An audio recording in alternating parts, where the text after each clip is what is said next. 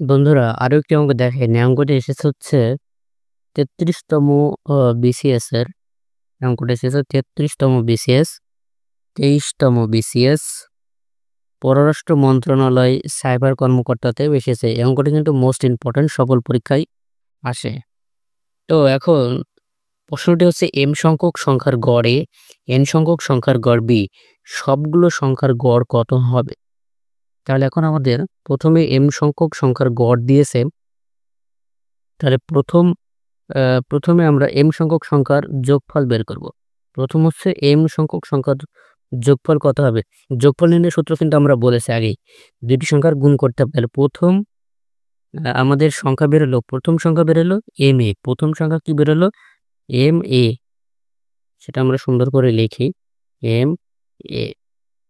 তারপরে দ্বিতীয় যে সংখ্যাটি দিয়েছে, দ্বিতীয় যে সংখ্যাগুলো দিয়েছে সেগুলো হচ্ছে গুণ করলে যোগফল বেরোবে এমবি। তার মানে দুইটা সংখ্যার কিন্তু যোগফল বের হয়ে গেল। এখন সবগুলো সংখ্যার যোগ করতে হবে। তার মানে এই যে প্রথম দুটি সংখ্যার যোগফল বেরালো এত, দ্বিতীয় সংখ্যার প্রথম দুটো সংখ্যার যোগফল বেরালো এম এ, দ্বিতীয় দুটি সংখ্যার যোগফল বেরালো এন বি। এখন এই যে এই দুটো সংখ্যার আমাদের গড় নির্ণয় করতে হবে। তাহলে যদি গড় নির্ণয় করতে হয় তাহলে এই দুইটা সংখ্যা প্রথমে আমরা গুণ করে দেব। এখন তার আগে আমাদের জানতে হবে এখানে দুইটা সংখ্যা আছে এম আর এন। তার মানে সংখ্যা আমরা যোগ করছি কয়টা? দুইটা। তাহলে মোট সংখ্যা যোগ করছি কত হবে সেটা আমরা লিখি, এম যোগ এন। এটা হচ্ছে দুইটি সংখ্যার সংখ্যা, এই দুইটা হচ্ছে মোট সংখ্যা বেরোলো। এখন যোগফল আমরা তো এই দুটো যোগ করলে যোগফল বের হয়ে যাবে। আর যোগফল এই যে এম এ প্রথম দুটি সংখ্যা এবং এন বি দ্বিতীয় সংখ্যা, তাহলে যোগফল আমাদের বেরোচ্ছে কত? এম এ যোগ এন বি, এই দুটো সংখ্যা হচ্ছে যোগফল। দুটো সংখ্যা কি?